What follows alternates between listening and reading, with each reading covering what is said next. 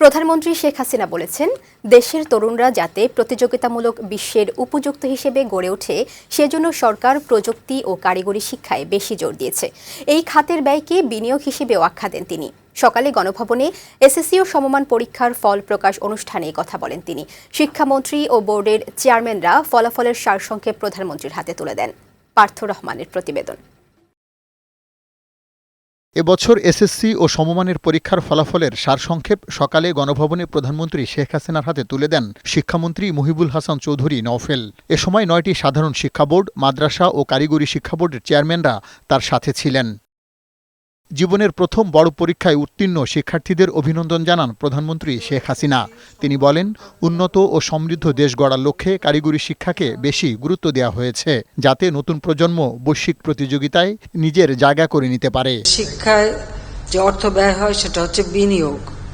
আমরা বিনিয়োগ করি, শুধুমাত্র যে সাদাসিধা MA BA পাস করবে তা নয়, সাথে সাথে কারিগরি শিক্ষা, বিজ্ঞান প্রযুক্তি, তথ্য প্রযুক্তি, অর্থাৎ সার্বিকভাবে একটা শিক্ষিত হবার যা যা দরকার সেইগুলি বা বিশ্ব পরিমণ্ডলে প্রতিযোগিতার সাথে টিকে থাকার উপযোগী শিক্ষার ব্যবস্থায় আমরা প্রবর্তন করতে চাই। প্রধানমন্ত্রী বলেন, এখনকার শিক্ষার্থীরা অনেক বেশি মেধাবী। শিশুদের মেধা বিকাশের পথ করে দিতে পাঠ্যক্রম ও শিক্ষণ পদ্ধতিতে পরিবর্তন আনা হচ্ছে বলে জানান শেখ হাসিনা। আমাদের লক্ষ্যটা হচ্ছে যে শুধুমাত্র মুখস্থ বিদ্যা দিয়ে শিখবে না, একটা শিশুর ভিতরে যে মেধা থাকে, যে মনন থাকে, সেটাকে বিকশিত হওয়ার সুযোগ দেওয়া এবং তার ওই মেধা দিয়েই সে যাতে এগিয়ে যায় সেদিকে লক্ষ্য রেখেই আমাদের শিক্ষার কারিকুলাম এবং শিক্ষা দেওয়ার পদ্ধতির মধ্যে পরিবর্তন আনা হচ্ছে। বর্তমান শিক্ষা কার্যক্রমে মেয়েরা বেশ এগিয়ে থাকায় সন্তোষ জানান প্রধানমন্ত্রী। ছেলেরা কেন পিছিয়ে যাচ্ছে সংশ্লিষ্টদের তা খতিয়ে দেখতে বলেন। এ সময় কিশোররা যাতে অপরাধের সাথে জড়িয়ে না পড়ে সেদিকে সবাইকে সতর্ক থাকার আহ্বান জানান প্রধানমন্ত্রী। কি কারণে আমাদের ছাত্ররা কমে যাচ্ছে? পাশের হারের ক্ষেত্রে দেখা যায় অনেক ক্ষেত্রে মেয়েরাই অগ্রগামী, সেটা খুব ভালো কথা, কিন্তু তারপর আমি বলবো যে এই বিষয়টার দিকে আমাদের দৃষ্টি দিতে হবে।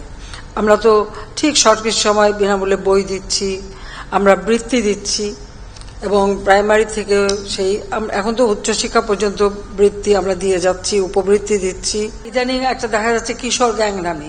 কেন ছেলেমেয়েরা এই পথে যাবে? এটা তো আমাদের জন্য গ্রহণযোগ্য না। তখন তাদের পড়াশোনা করা দরকার, তারা কাজ করতে পারে, বিভিন্ন কাজে যোগ দিতে পারবে, কিন্তু এই লাইনে যাওয়ার কেন গেল সেটাই আমাদের বের করতে পারবে। এখান থেকে তাদেরকে বিরত করা, তাদেরকে একটা সুস্থ পরিবেশে নিয়ে আসা, সেটা আমাদের করতে হবে। স্মার্ট বাংলাদেশ গড়ার জন্য নতুন প্রজন্মকে শিক্ষা দীক্ষায় স্মার্ট জনগোষ্ঠী হিসেবে নিজেদের গড়ে তোলারও পরামর্শ দেন প্রধানমন্ত্রী শেখ হাসিনা। পার্থ রহমান, বৈশাখী সংবাদ, ঢাকা।